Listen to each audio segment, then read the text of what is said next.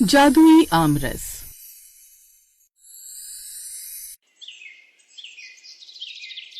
रामगढ़ नाम का एक गांव था जहां सरला अपने परिवार के साथ रहती थी। एक दिन सरला अपने छोटे बेटे के लिए विमला के घर उसकी बेटी का रिश्ता मांगने जाती है, जिसका नाम था कोमल।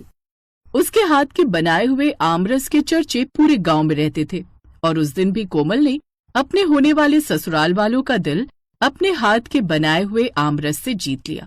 फिर कुछ दिन बाद ही सरला कोमल को अपने घर की बहू बनाकर ले आती है। एक दिन कोमल रसोई में काम कर रही थी, तभी वहां पर उसकी दोनों जेठानी आकर उससे कहती हैं, सुनो देवरानी जी, मैंने और सोनम ने इस घर को बहुत संभाल लिया, अब तुम्हारी बारी है।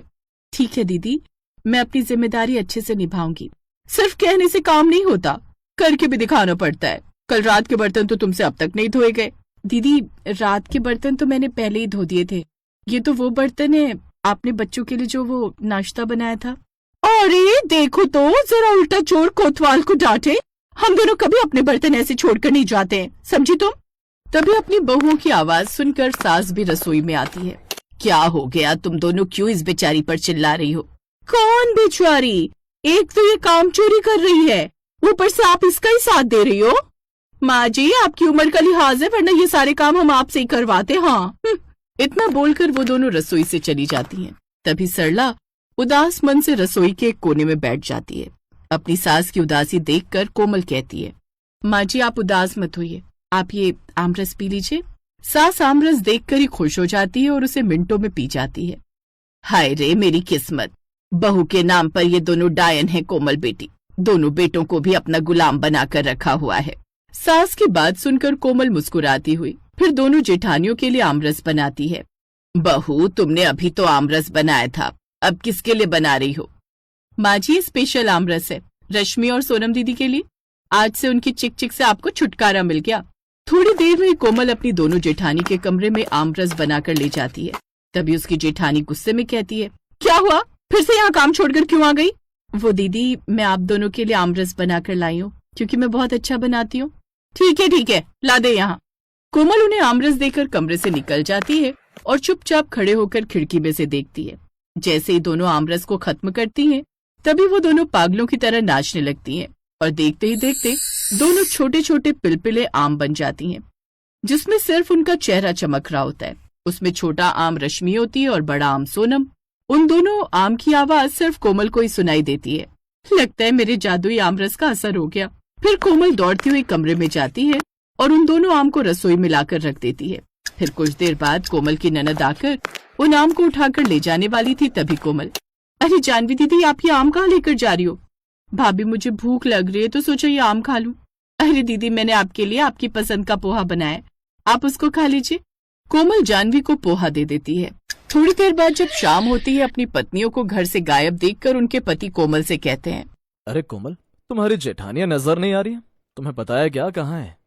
भैया, शायद वो बाजार से आम लेने गई हैं, क्योंकि उन्हें मेरे हाथ का आमरस बहुत पसंद आया।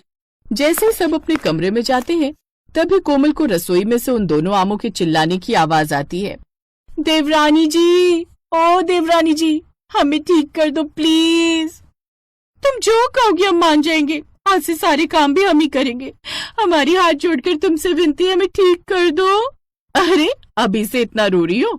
जरा सोचो, जब तुम्हें काट कर मैं तुम्हारा आमरस बनाऊंगी तो क्या हाल होगा तुम दोनों का। ये सुनकर दोनों डर जाती हैं और वो बार बार अपनी गलती की कोमल से माफी मांगती हैं। तभी कोमल को उन पर दया आ जाती है। वो उन दोनों आमों पर 2 चुटकी नमक छिड़कती है और उन्हें वापस इंसान के रूप में बदल देती है। तभी वो भागती हुई अपने पतियों के पास जाती हैं। मुझे पता था यही करेंगी ये दोनों, मेरे बारे में जाकर अपने पतियों को बता देंगी। मैंने पहले ही अपने जादुई आमरस का जादू इन पर चलाया है, अब इनके पतियों पर चलाना पड़ेगा। वहीं रश्मि और सोनम अपने पतियों को सारी कहानी बता रही थी। तभी कोमल अपना जादुई आमरस लेकर वहां पहुंच जाती है और दोनों जेठों को देती है। हे भगवान, ऐसा मत कीजिए। अपने पतियों को बचाने के लिए वो दोनों उनके हाथ से आमरस छीनकर खुद पी जाती हैं और उसे पीकर उनकी उस दिन की सारी याददाश्त चली जाती है। हम यहाँ क्या कर रहे हैं, हम तो अपने कमरे में बैठे हुए थे। फिर उन दोनों के पति उन पर खूब गुस्सा करते हैं और उन्हें पागल बताने लगते हैं। उस दिन के बाद से रश्मि और सोनम ने कभी अपनी सास को तंग नहीं किया, और कभी अगर वो ऐसा कुछ करती तो कोमल उन्हें फिर से आम बना देने की धमकी देती थी। ऐसे कुछ दिन गुजर जाते हैं। एक दिन रसोई में जब कोमल जादुई आमरस बना रही थी तभी उसकी सास आ जाती है। बहू, ये तुम खुद से कौन से जादुई आमरस की बात कर रही हो? सास के पूछने पर कोमल आखिर सच बता ही देती है।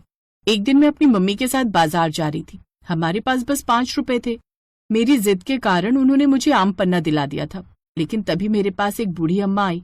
वो बहुत प्यासी थी, इसलिए मैंने उन्हें अपना आमरस पिला दिया, जिससे उन्हें बहुत राहत मिली। तभी उन्होंने मुझे आशीर्वाद देते हुए जादुई आमरस बनाने का मंत्र बता दिया और उस दिन से मैं उसको पिलाकर हर परेशानी को ठीक कर देती थी। बस इसीलिए मैंने दोनों जेठानियों के लिए अपने जादुई आमरस का इस्तेमाल किया। तभी उन दोनों की बातें घर के सब लोग भी सुन लेते हैं और अब धीरे धीरे कोमल अपने जादुई आमरस को पिलाकर मिनटों में अपने परिवार की परेशानी को दूर कर देती है और सब लोग खुशी खुशी रहने लगते हैं।